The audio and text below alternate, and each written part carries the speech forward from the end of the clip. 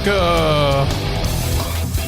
Welcome to the Ben McCoy Show. Glad to have you on board. We have a fun and exciting show for you tonight. It's been a little while since our last show, but it's all good. There's a lot going on, a lot we're going to cover tonight. Well, let's jump into it. I don't know. You've probably heard this. This thing was making the rounds a couple of days ago. Young guy, college student named Daniel-Schmidt, who attended a conference that was hosted by the Atlantic, the venerable progressive magazine.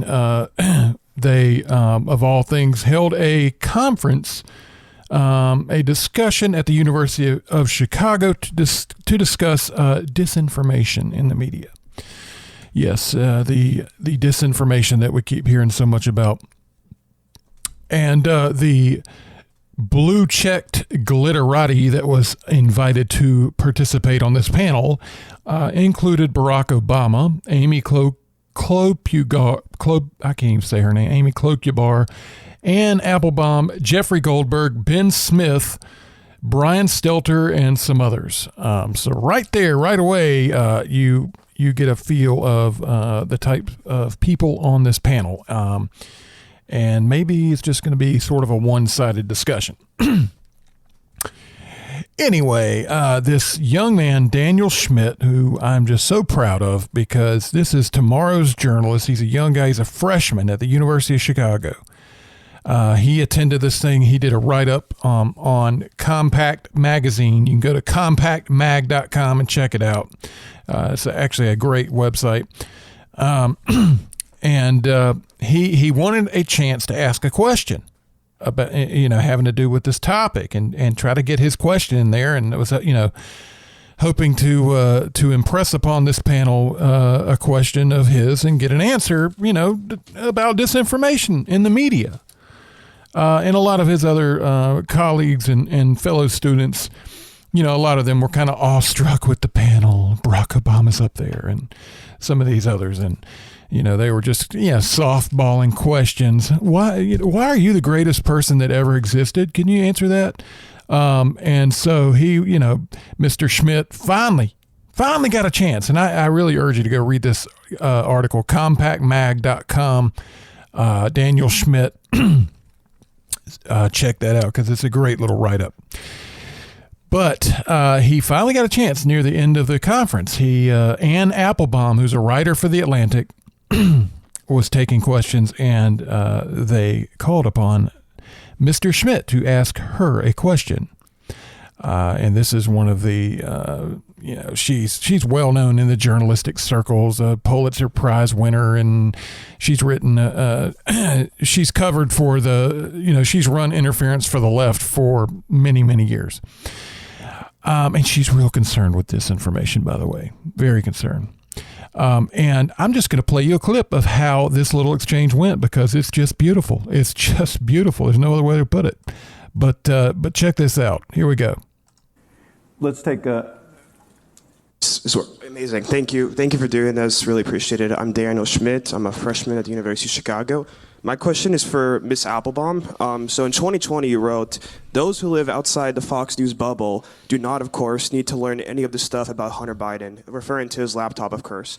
A poll later after that found that if voters knew about the content of the laptop, 16% of Joe Biden voters would have acted differently.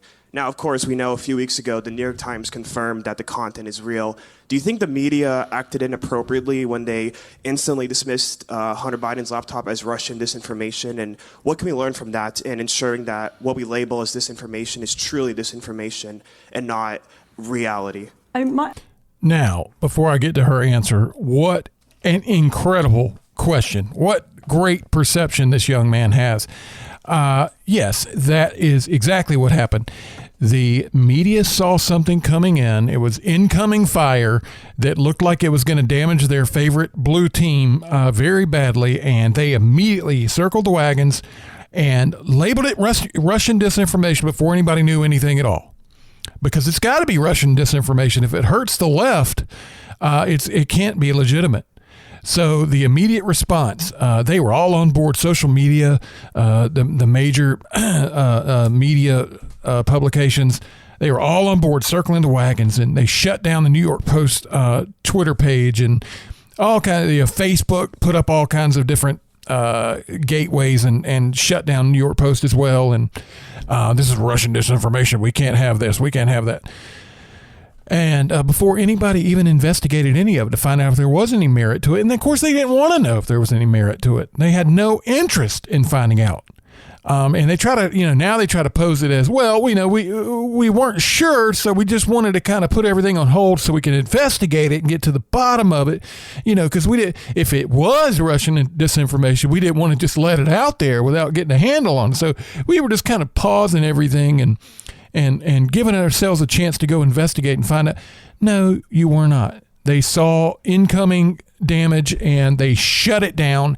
They were not interested in the least in finding the truth or investigating anything or finding out what really happened or finding out if it was, in fact, Russian disinformation.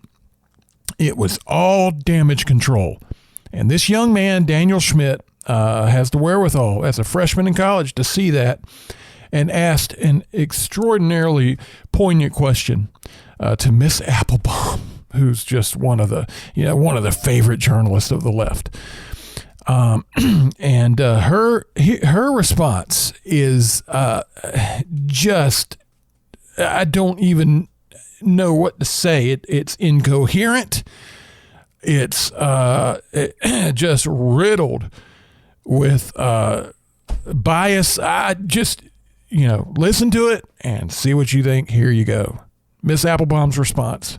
My problem with Hunter Biden's laptop is I think it's totally irrelevant. I mean, it's not whether it's disinformation or, I don't think the Hunter Biden's business relationships have anything to do with who should be president of the United States. So I don't find it to be interesting. I mean, that would be my problem with that as a major news story. We're going to talk about more of this. So there you go. I don't find it to be interesting. I mean, you just hear the snobby, snooty, just, I don't even know how she talks, down her nose at that angle. I don't find it to be interesting. I mean, come on. These people disgust me. Mr. Schmidt describes her answer as stupefyingly arrogant. Yes, I think that's accurate.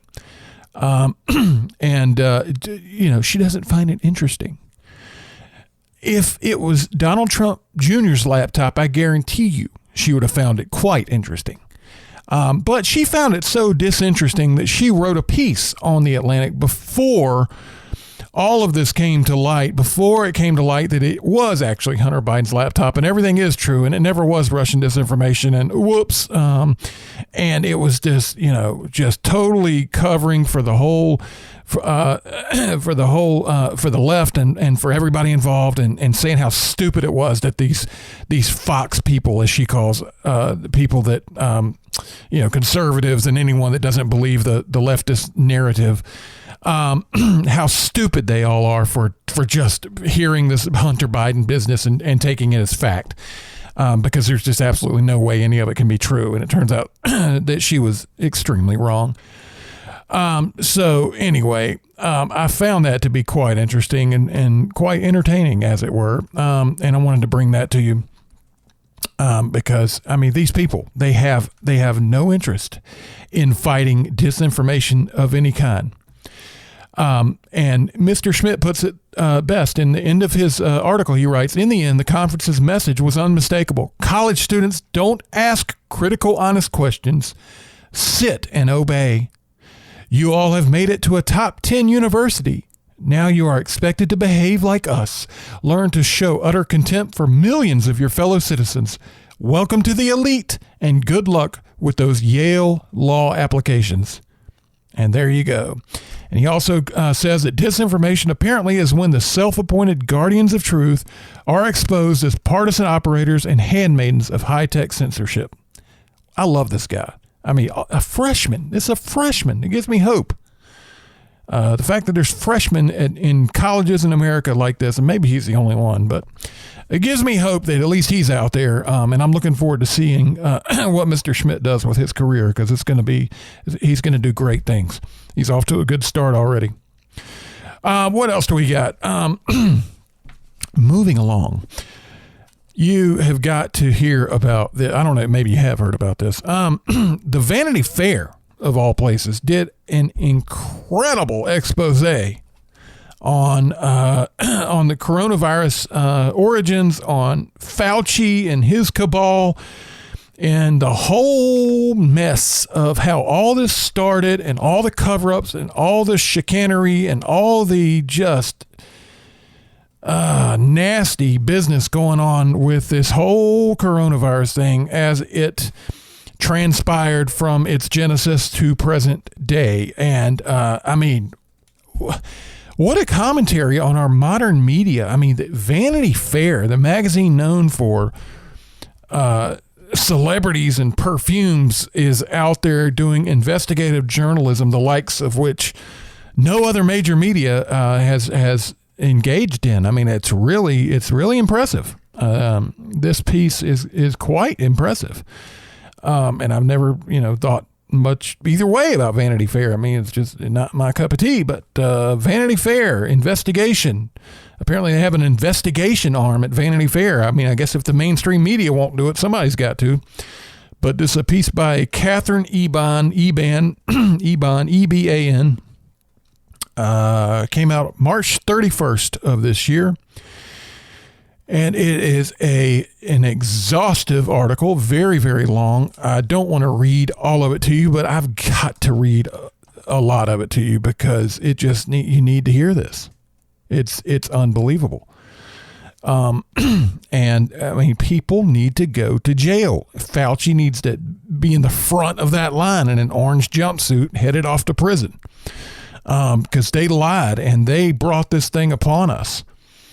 And it's extraordinary. But anyway, an evolutionary biologist named Jesse Bloom, he was writing a paper, and he saw some things that didn't look right, and so he sent this unpublished paper to Fauci to get his response. And I'm not going to go into all the little details of this, but it sparked this wild and rigorous debate about the genesis of COVID. And remember, we were told early on about the wet market in Wuhan, and how, this thing, it came from bats at a wet market where they sold live animals. And anyone that questions otherwise, or says that it had anything to do with that lab right down the street there that happened to be working with the exact same coronaviruses that sunk the world into a complete pandemic, is just a complete heretic and a Nazi and a horrible person. You can't say that. It came from this wet market, and that's a scientific consensus. That's what they told us. It was a scientific consensus. And that's part of what this article goes into, is how they bought the scientists that gave their consensus, kind of, sort of, not even really. I mean, there was never even a scientific consensus. It was a handful of people who had a lot to gain by protecting the laboratory and sticking to the wet market theory. And other than that, it was never fully investigated to find out where it came from. But I do want to I'm going to read through it. I'm going to do it. It's my show, and you're listening, and you're going to get a lot out of this, because it's really good.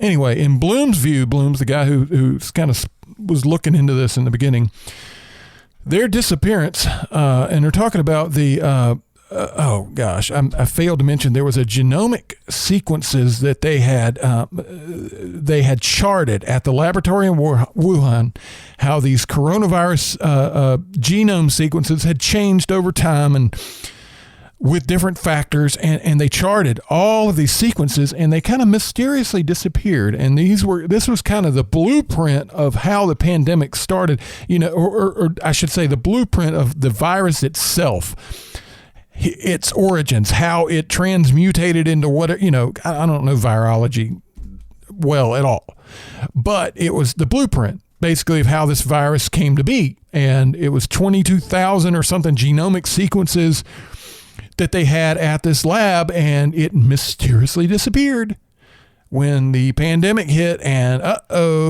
things are really bad. Suddenly the sequences disappear. So anyway, in Bloom's view, their disappearance, the sequences, raised the possibility that the Chinese government might be trying to hide evidence about the pandemic's early spread, you think? Piecing together clues, Bloom established that the NIH itself had deleted the sequences from its own archive at the request of researchers in Wuhan.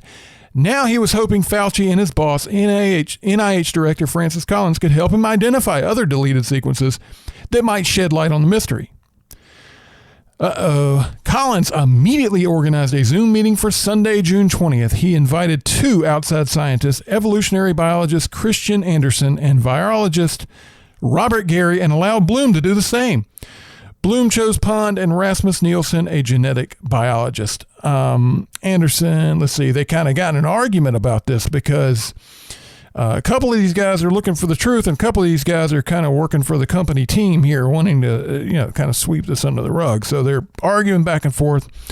And Anderson leaps in and says that he found it deeply troubling what Bloom was saying. And he said if the Chinese scientists wanted to delete their sequences from the database, the NIH policy entitled them to do so. And it was unethical for Bloom to investigate it any further, which is unbelievable. We're talking about, this is U.S. taxpayer-funded laboratory research done in China. And a pandemic explodes right from this region where the U.S. taxpayer dollars are funding this research. And this guy's saying, well, China deleted the evidence, and it's their right to do so. And furthermore, it's unethical and wrong for you to even ask any more questions. So that right there, the red flags start going up. And again, this is the NIH, Fauci, and the rest of them. Francis Collins, who's in charge of the NIH, and Fauci, who's in charge of the NIAID. Okay, so let's see, skipping ahead. Anderson Bloom wrote, needed security outside his house, and his preprint, they call it a preprint when he wrote that piece that hadn't been peer reviewed or published yet. It's called a preprint when they're passing it around to different scientists to look at and give their input before it goes to publication and before it can be considered peer reviewed. So that's what preprint means. He needed security outside his house, and my preprint would fuel conspiratorial notions that China was hiding data and thereby led to more criticism of scientists such as himself. Now, this is Bloom talking about Anderson, the guy that blew up at him and said that, look, China deleted it because they wanted to and they had the right to do so. Fauci then weighed in, objecting to the preprint's description of Chinese scientists surreptitiously deleting the sequences. The word was loaded, said Fauci, and the reason they'd asked for the deletions was unknown.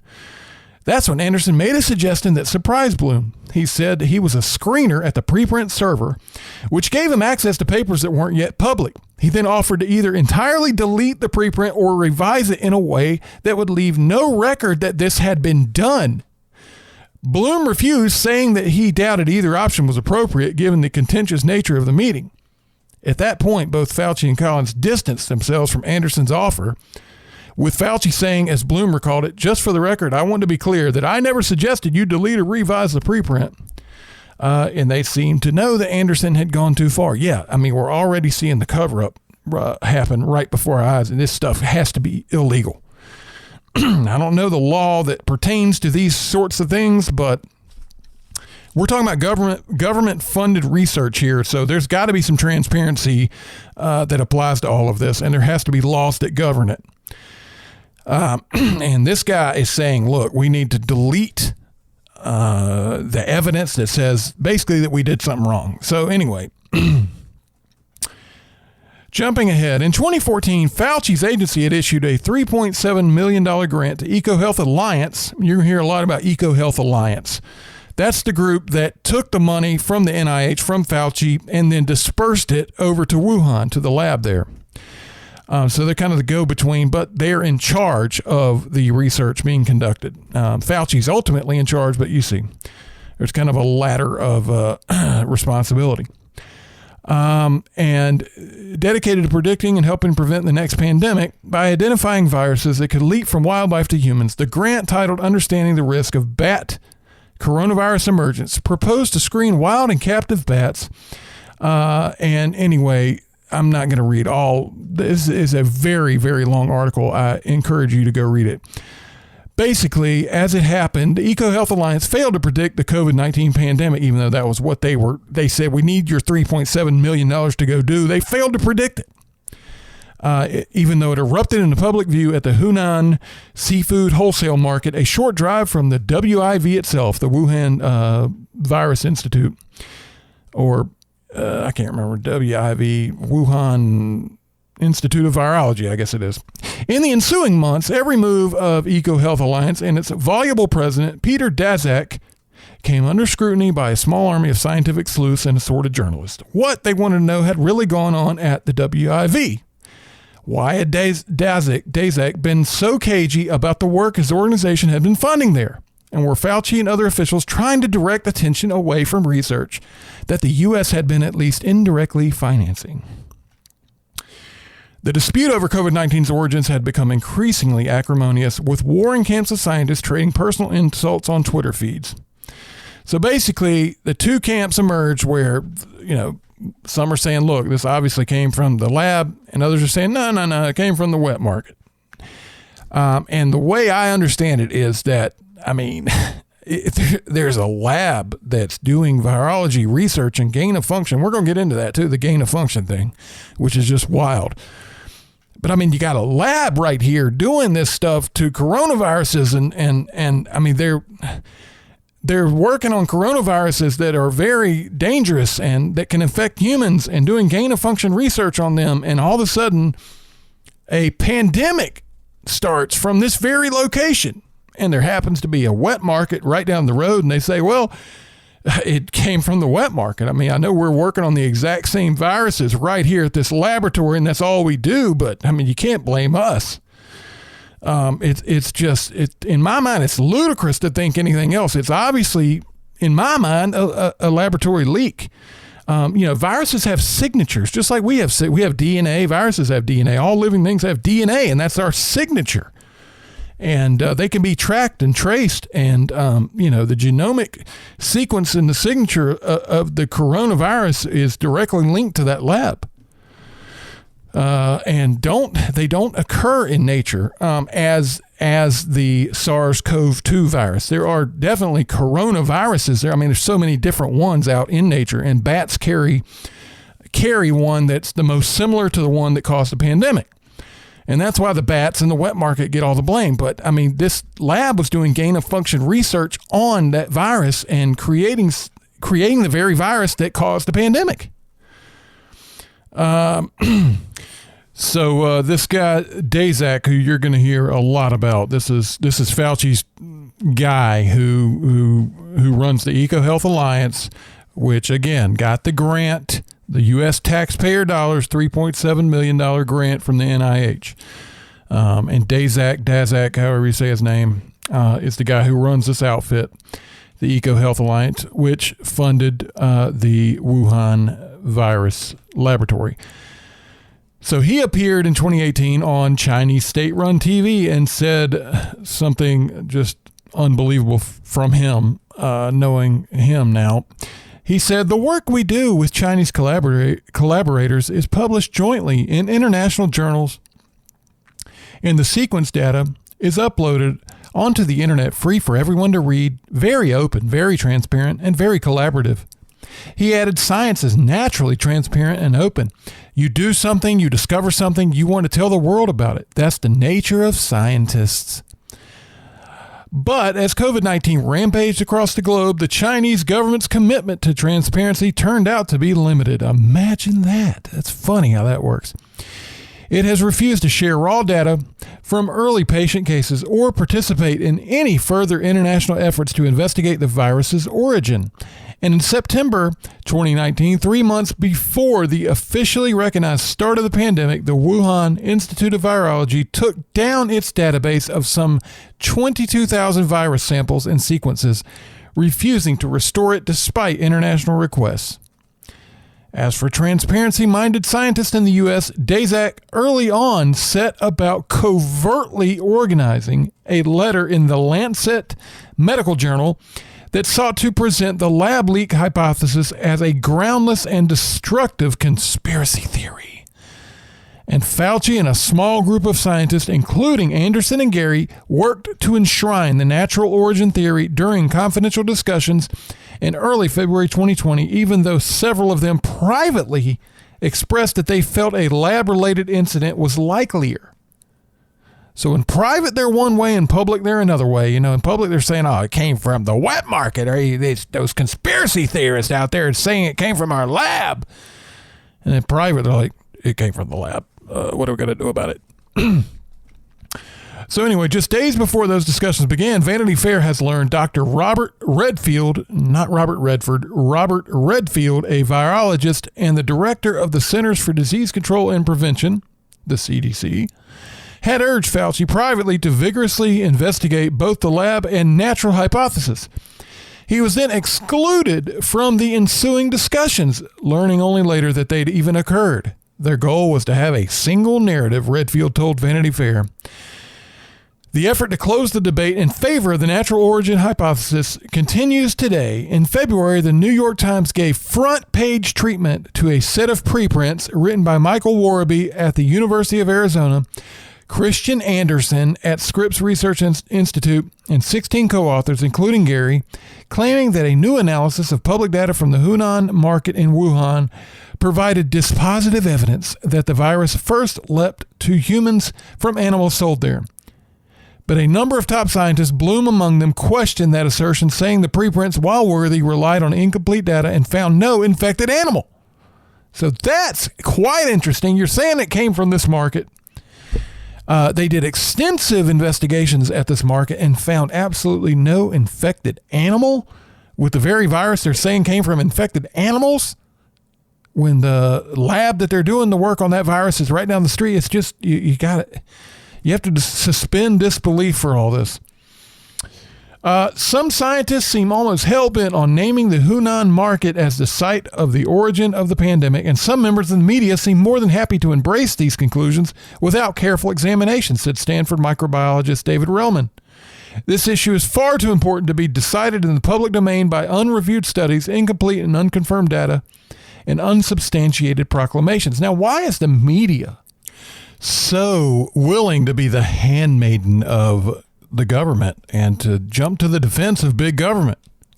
So willing to cover and defend for the state, when the whole purpose of the free press is to question the state and be the eyes and ears of the people. I mean, that's the constitutional responsibility, the very First Amendment to the Constitution of the United States, to the Bill of Rights, is for a free press, and that's to keep government accountable. And that's not what we've got today, folks. We've got a government media complex that serves to deceive the people.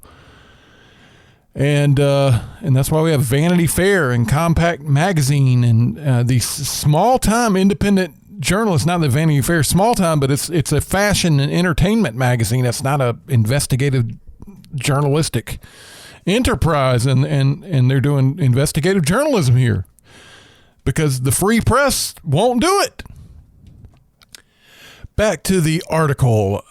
This story, the Vanity Fair piece, is based on more than 100,000 internal EcoHealth-Alliance documents obtained by Vanity Fair, as well as interviews with 5 former staff members and 33 other sources.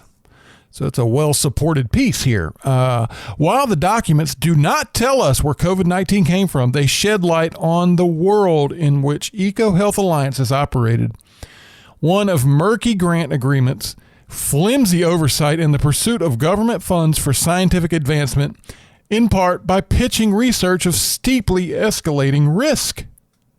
And remember, this is Dr. Anthony Fauci who is in charge of the funding mechanism for this group.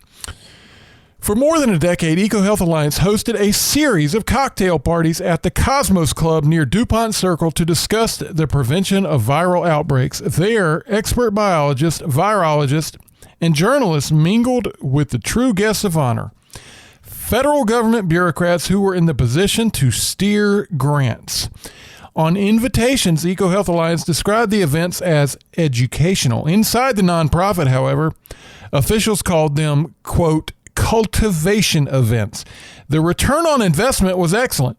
For about $8,000 in Brie and Chardonnay per event, they got to network with prospective federal funders. As the organization's 2018 strategic plan spelled out, quote, given our strength in federal funding, we enhanced our cultivation events at the Cosmos Club in Washington, D.C., which now regularly attracts 75 to 150 people at high levels in government agencies, NGOs, and the private sector.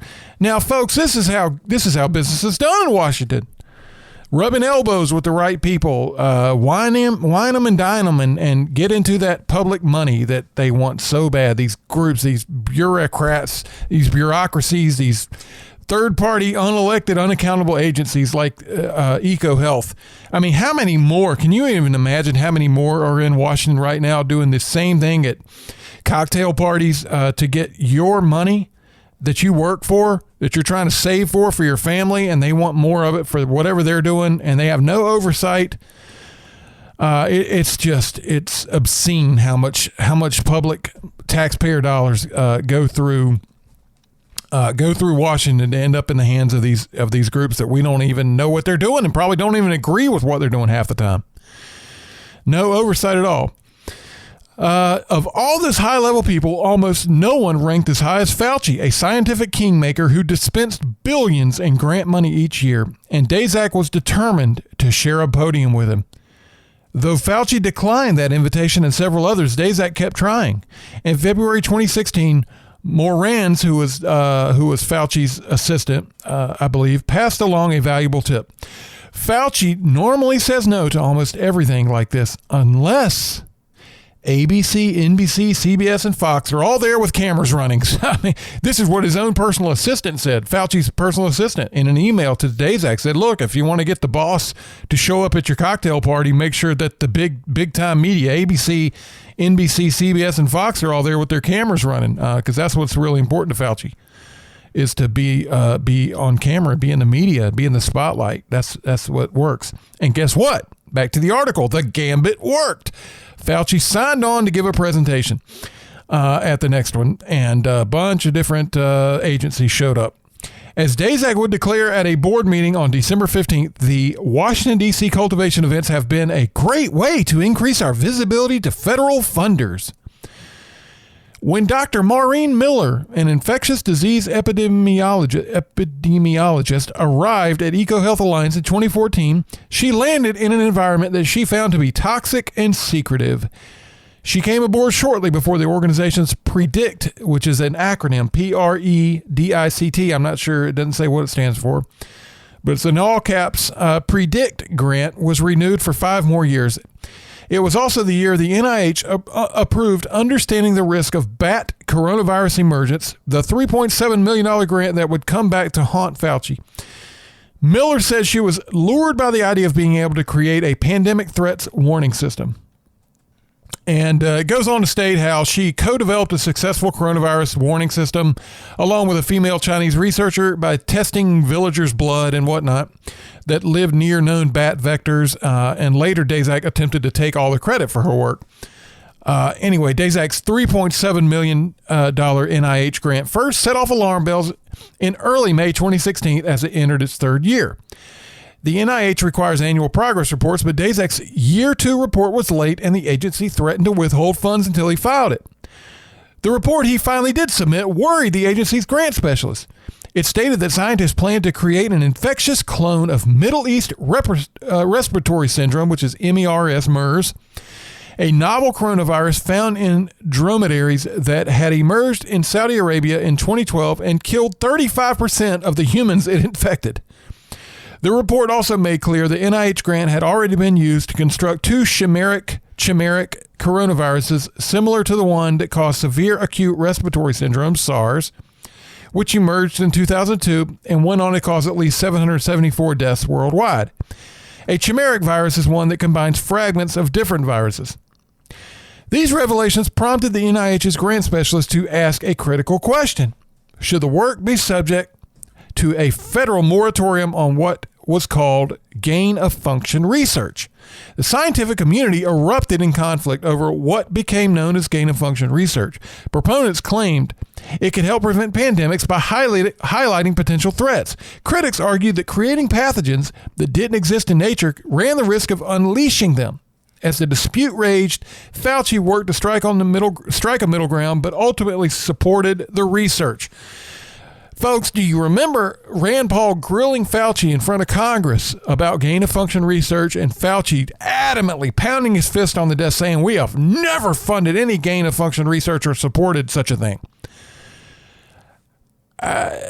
This was a congressional testament. I mean, you don't lie before Congress, right? I mean, I'm just telling you. I'm reading you the article, and it seems to contradict everything we ever known about the Fauci's public persona and what the media has told us, and what Fauci himself told us before Congress, that he did ultimately support the research. It says the gain-of-function research. He knew what was going on and supported it. So, I mean, I don't know. You do the math. In October, in October 2014, the Obama administration imposed a moratorium on new federal funding for research that could make influenza, MERS, or SARS viruses more virulent or transmissible, while a review took place. But the moratorium, as written, left loopholes, which allowed Daszak to try and save the research. On June 8, 2016, he wrote to the NIH's grant specialist that the SARS-like chimeras from the completed experiment were exempt from the moratorium because the strains used had not previously been known to infect humans. He also pointed to a 2015 research paper in which scientists had infected humanized mice with the same strains and found that they were less lethal than the original SARS virus. Now, humanized mice, from what I understand, are mice that have been injected or implanted with human tissue, I think lung tissue. I was reading about it. They somehow, I don't know all the science behind it, but take, I guess, from a cadaver or whatever, human lung tissue and connect it inside of a mouse somehow. I don't know. But so that they can study the effect of the virus on the human tissue without actually testing humans. So anyway, but let's see, back to the article. But the 2015 research paper he cited was not particularly reassuring. In it, Shi Zhengli and a preeminent coronavirus researcher at the University of North Carolina, Ralph Barrick, mixed components of SARS-like viruses from different species and created a novel chimera that was able to directly infect human cells. This gain-of-function experiment, which had begun prior to the moratorium, was so fraught that the authors flagged the dangers themselves, writing, scientific review panels may deem similar studies too risky to pursue. So these guys are playing with fire. They've got their government funding. The government funding attached a stipulation saying you can't do gain-of-function research. This guy, Daszak, says, well, I kind of, what if he's creating loopholes? He's either finding loopholes or creating them if they're not already there, saying that, this virus doesn't quite fall in line with what the moratorium says, and he's bending the rules anyway. These guys are really starting to play with fire. And really upping the ante on creating these chimeras, these viruses made up of other viruses, and they're starting to create these things that are very dangerous to humans. And it says that the paper that they were writing, all the authors said that this is too risky to pursue. And so, if anything, back to the article, the MERS study that Daszak proposed was even riskier. So he pitched a compromise to the NIH. And basically the compromise was several conditions that if this or that or the other thing starts to happen, then we will shut down research. Yeah, right. Anyway, by July 7th, the NIH agreed to Daszak's terms, which relied entirely on mutual transparency, which we come to find out now there was none. She, who was the Chinese researcher that ran Wuhan under Daszak, would inform him of any concerning developments involving the lab-constructed viruses, and he would inform the agency. Daszak replied enthusiastically to a program officer, "This is terrific. We are very happy to hear that our gain-of-function research funding pause has been lifted." So now he's got a green light. And he is relying on a Chinese state-approved researcher running the lab in Wuhan that U.S. taxpayers are paying for the transparency for the reports that he has to file back to the NIH. I mean, somebody's got to make a movie out of all this. This is crazy. He's saying, yeah, he's guaranteeing the NIH transparency. And his plan for transparency is to give a phone call to a Chinese researcher that's approved by the state of China running the lab and say, hey, is everything cool there? Are you guys behaving by the Americans' rule book here? And she goes, oh, yeah, absolutely, no problem. And he says, okay, and he files his report and everything's fine. This is how this operation was ran.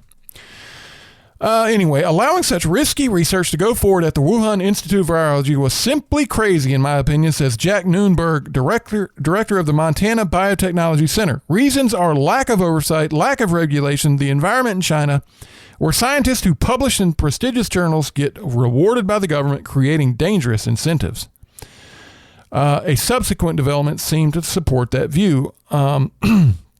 On January 15, 2021, in the waning days of the Trump administration, the State Department released a fact sheet based on declassified intelligence. It asserted that Chinese military scientists had been collaborating with the WIV's civilian scientists since 2017, if not earlier.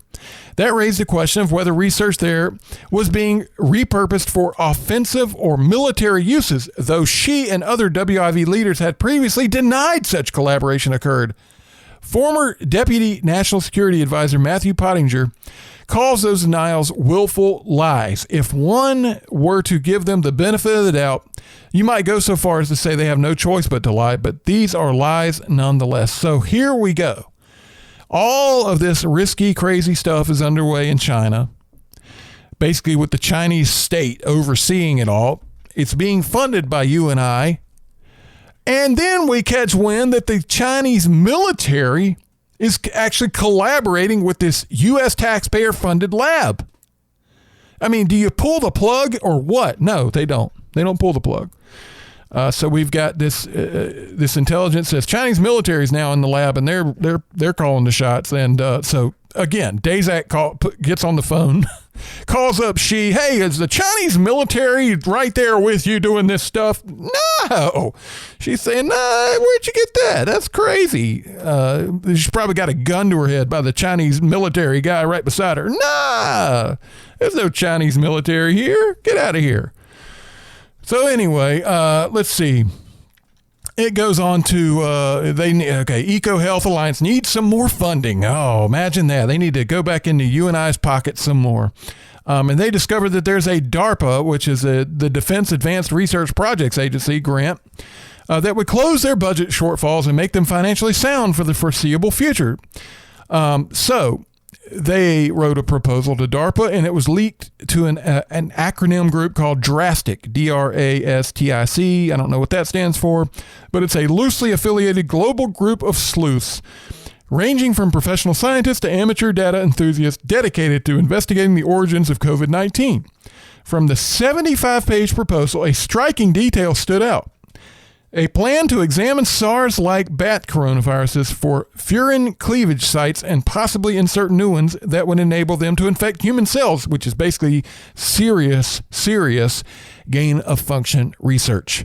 And by the way, my wife was actually talking about this stuff over a year ago on her YouTube channel, Adrienne Harvey McCoy, about this exact thing, about how the SARS-CoV-2 virus with the furin cleavage site showed signs of not being of natural origin. So it's just interesting that there were people out there talking about this even way before all this came to light. And we had found some research, and she did a video on her channel about it. And this was well over a year ago. So check that out if you want. But anyway, that's what these guys discovered. I don't know if you've studied any or read or heard anything about the coronavirus, the furin cleavage sites. The shape of the coronavirus is this thing with the spikes all over it.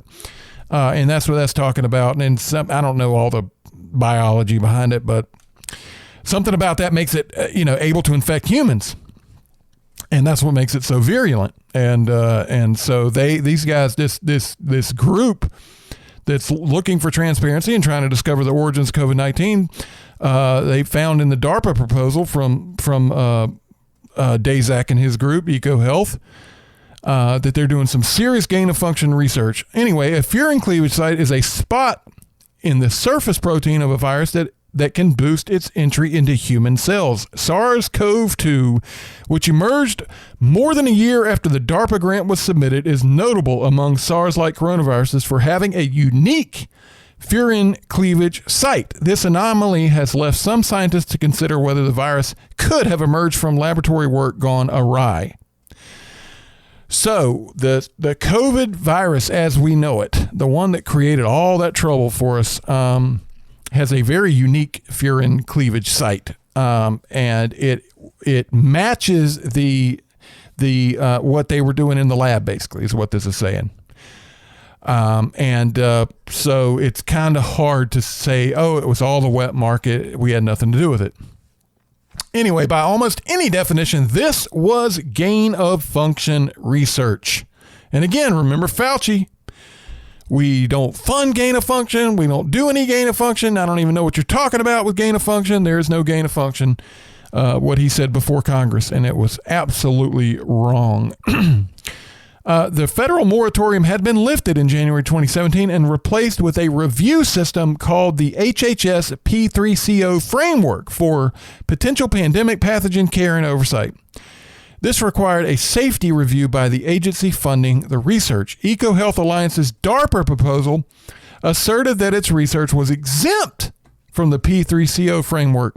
It also emphasized the extensive. See what this guy Daszak keeps calling all the shots. He's telling the government, "I need the money, and here's why you're going to give it to me, and here's why we're exempt from all of your regulations." And they're going along with it. That's what's amazing. That's like the second or third time I hear that he's explaining to the government agency why what he's doing is exempt from their regulations. It's just this is mind-boggling to me. Anyway, let's see. Proposal asserted that its research was exempt from the P3CO framework. It also emphasized the extensive experience of the team it would assemble.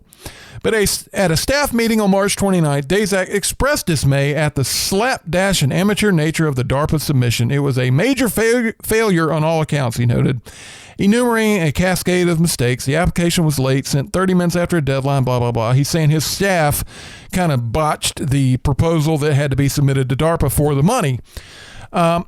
And he was mad because he demanded a change in culture. There was a mentality, and this is a quote from his meeting with his staff, to get a mentality of getting the money.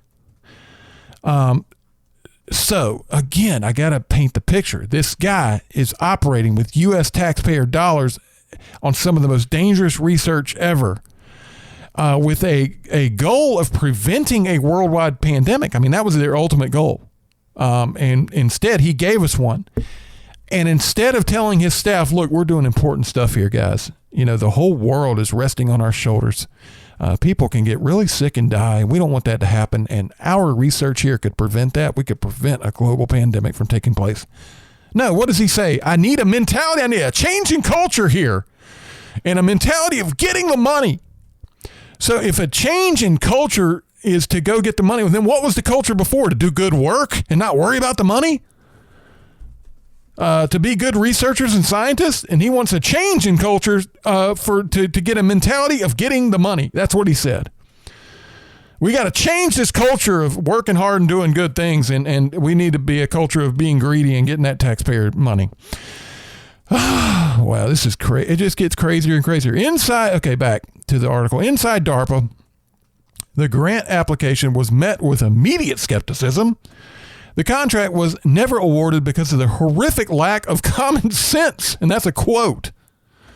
It reflected, said a former DARPA official who was there at the time. EcoHealth-Alliance was viewed as a, quote, ragtag group and a middle guy, a backseat collaborator willing to get on an Air China jet, eat terrible food, and stay in bad hotels. And this is a former official of DARPA actually saying these things about Daszak. Remember, this is Fauci's key guy, Daszak, that's conducting all this dangerous research in Wuhan. Having the nonprofit serve as the prime contractor for a global project with national security risks was like having, this is a quote, having your rental car agency trying to run an armada, said the former DARPA official. The DARPA proposal was basically a roadmap to a SARS-CoV-2-like virus, says virologist Simon Wayne Hobson, who is among the scientists calling for a fuller investigation of COVID-19's origins. I mean, this guy's saying, this is a guy who's a scientist. He knows this stuff. And he's saying this crazy proposal that they sent to DARPA to try to get the money is actually a roadmap to creating a COVID pandemic. We're wondering where this thing came from. Anyway, by late December 2019, cases of what would soon be identified as SARS-CoV-2, COVID-19, began emerging around the Hunan seafood wholesale market in the Jinghan district of Wuhan, roughly 8 miles from the Wuhan Institute of Virology. Daszak seemed poised to play a leading role in the emerging crisis. On January 2nd, 2020, he tweeted, "The good news is that leading scientists from the U.S., China, and many other countries are working together to actively block the ability of these viruses to spill over and to rapidly detect them if they do." He continued, "This includes active collaboration with China, CDC, Wuhan Institute of Virology, Duke, NUS, Barrick Lab, and a diverse array of provincial CDCs, universities, and labs across South and Central China." So, he's still trying to get in front of the spotlight when a worldwide pandemic is unfolding before our eyes. On January 30th, Daszak went on CGTN America, the U.S. outpost for Chinese state television, and said two things that proved to be spectacularly wrong. He said, "I'm very optimistic that this outbreak will begin to slow down." He said, "We're seeing a small amount of human-to-human transmission in other countries, but it's not uncontrollable." He went on to conclude that the Chinese government was taking all necessary steps to be open and transparent and work with WHO and talk to scientists from around the world and where necessary, bring them in to help. They're doing that. It's exactly what needs to happen. I know when I think of open and transparent, the Chinese government is the first thing that comes to mind. This is what this guy's out there saying, and we're feeding him tax dollars to do this stuff. In fact, the opposite was true. The virus was spreading uncontrollably, and the Chinese government was busy crushing anyone who spoke out. It ordered laboratory samples destroyed, punished doctors who raised alarms, and claimed the right to review any scientific research about COVID-19 ahead of publication, a restriction that remains in place today. At the highest levels of U.S. government, alarm was growing over the question of where the virus had originated and whether research performed at the WIV and funded in part by U.S. taxpayers had played some role in its emergence. To Dr. Robert Redfield, the director of the CDC at the time, it seemed not only possible, but likely the virus had originated in a lab. I personally felt it wasn't biologically plausible that SARS-CoV-2 went from bats to humans through an intermediate animal and became one of the most infectious viruses to humans, he told Vanity Fair. Neither the 2002 SARS virus nor the 2012 MERS virus had transmitted with such devastating efficiency from one person to another. What had changed, the difference, Redfield believed, was the gain-of-function research that she and Barrick had published in 2015, which became the roadmap for the DARPA grant, and that EcoHealth-Alliance had helped to fund. They had established that it was possible to alter a SARS-like bat coronavirus so that it would infect human cells via a protein called the ACE2 receptor. Although their experiments had taken place in Barrick's well-secured laboratory in Chapel Hill, North Carolina, who was to say the WIV had not continued to research on its own? On February 1st, Fauci and an international team of scientists had a call to discuss the origins of COVID and possible containment protocols. Anyway, this is crazy. Anyway, so Gary, let's see, where are we? Gary wrote of the stunning composition of the furin cleavage site. I really can't think of a plausible natural scenario where you get from the bat virus, or one very similar to a SARS-CoV-2, where you insert exactly 4 amino acids, 12 nucleotides that have to be added at the exact same time to gain this function. I just can't figure out how this gets accomplished in nature. So you don't have to be a virologist or a scientist or biologist or anything to understand something like that. This virus that they're working on down the street it could not have just happened at this wet market in the exact same way when it's got all of these advanced conditions on it that they were, this gain of function was accomplishing. It just can't happen naturally. This guy who knows his stuff is saying he can't figure it out. And a lot of scientists are saying that now. This so-called scientific consensus that we heard so much about, that it happened at the wet market and all that is not really to be trusted. Anyway, I want to skip ahead here, not get into all the weeds, but man, what a mess. So Anderson had emailed Fauci saying that he and scientists Gary Farzan and the Australian virologist Edward Holmes all found the genetic sequence inconsistent with expectations from evolutionary theory.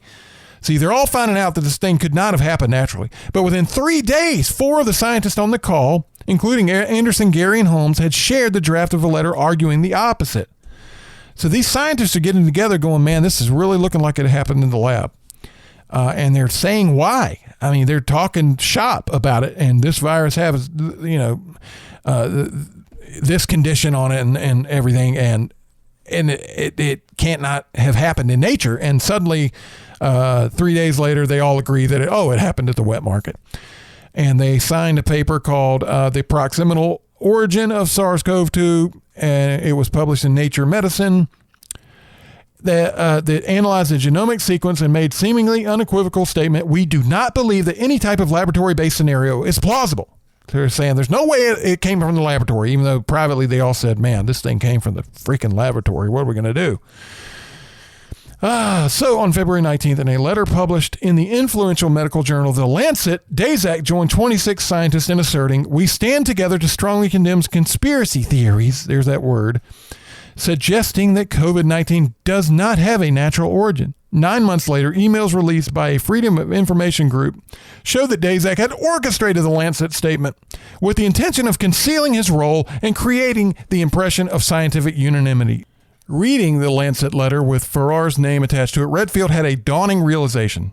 He concluded there had been a concerted effort not just to suppress the lab leak theory, but to manufacture the appearance of a scientific consensus in favor of a natural origin. There's that scientific quote-unquote consensus again. Redfield said they made a decision, almost a PR decision, that they were going to push one point of view only and suppress rigorous debate, said Redfield.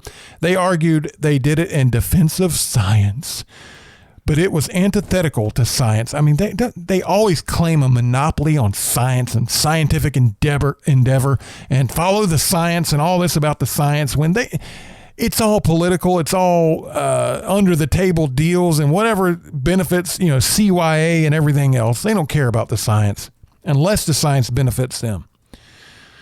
During a White House COVID-19 press briefing on April 7th, 2020, a question from another reporter to Fauci. Could SARS-CoV-2 have come from a lab? So now the reporters are starting to catch wind of this. This was in April, right after in 2020. His answer from the White House podium was swift and clear. A recently published analysis from a group of highly qualified evolutionary virologists had concluded that the virus was totally consistent with a jump of a species from an animal to a human. He was referring to the proximal origin letter, the thing we just talked about, where the scientists were privately saying it came from the lab and publicly signing their name to the document saying it came from a natural origin. And this is what Fauci's referring to, saying all these scientists agree. They agree in private that it came from the lab. Anyway, the next day, Daszak sent an email of profuse thanks to Fauci. See that right there? That's weird. Thanks to Fauci for publicly standing up and stating that the scientific evidence supports a natural origin for COVID-19 from bat to human spillover, not a lab release from the Wuhan Institute of Virology. Fauci responded, thanking him back. Daszak also found himself answering increasingly pointed questions about WIV's decision to take down its online database of 22,000 genomic sequences in September 2019 prior to the known onset of the pandemic. I mean, that before the known onset of the pandemic, he's taken down the sequences. That's weird right there. And we know that the Chinese government was involved in that decision because it was in the Wuhan lab and the Chinese government had oversight or had veto power in that lab. I mean, they had their military there. They were calling the shots, even though our tax dollars were funding it. So somebody must have known something, because that database was taken down before. This was back in September of 2019, and we didn't know anything about a pandemic until December. And we didn't know it was a worldwide pandemic that was going to be a big, big problem until January. So back in September before that, they were taking down the 22,000 genomic sequence database that we started talking about in the beginning of all this. Maureen Miller says the human blood samples that were collected in China as part of the surveillance strategy she designed at EcoHealth could hold clues to COVID-19's provenance. But they went into the WIV and are now out of reach. Why would a database supported by U.S. tax dollars to help prevent and respond to a pandemic be made inaccessible exactly when it was needed to fulfill its intended purpose? Asked Jamie Metzel, a senior fellow at the Atlantic Council, who was among the first to call for a full investigation of COVID-19's origins. Presumably, Daszak possessed a great deal of that inaccessible data. He said as much during a March 2021 panel organized by a London-based think tank. A lot of this work has been conducted with EcoHealth-alliance. We do basically know what's in those databases. Previously, EcoHealth-alliance had signed a pledge along with 57 other scientific and medical organizations to share data promptly in the event of a global public health emergency. And yet, in the face of just such an emergency, Daszak told Nature magazine, "We don't think it's fair that we should have to reveal everything we do." Are you kidding me? This guy's funded by tax dollars. That drives me crazy. We have no oversight into these groups that suck our money right out of our pockets. And they think they're above all scrutiny and all oversight. They look down their noses at the rest of us. They're willing to take our money, but they don't think they have to answer to anybody. And he's saying it right here. We don't think it's fair we should have to reveal everything we do. Oh, they piss me off. In April 2020, he warned colleagues from other institutions that partnered on the PREDICT grants not to publicly release certain sequences. He's saying, he's writing to them, all. It's extremely important that we don't have these sequences as part of our PREDICT release to GenBank at this point, he wrote. As you may have heard, these were part of a grant just terminated by NIH. Having them as part of PREDICT will bring very unwelcome attention to the PREDICT program grant partners and USAID. I mean, so he's telling them to be secretive and to cover it up and not let anybody in on what they're doing, because it could bring unwelcome attention like oversight and regulatory investigation. And they don't want that. So anyway, a group is put together to go to China and investigate the origins of COVID. And guess who was on that group? Daszak himself, because China vetoed the U.S. Contingent. The U.S. submitted 3 scientists to go study, and China said, no, we don't like those 3 guys. Give us somebody else. And so they agreed on Daszak. I wonder why. So Daszak was the only U.S. representative to go on that team, to go investigate the origins. And this is beautiful. You're going to love this. They made the trip to the Wuhan Institute of Virology. Daszak later described the visit to 60 Minutes.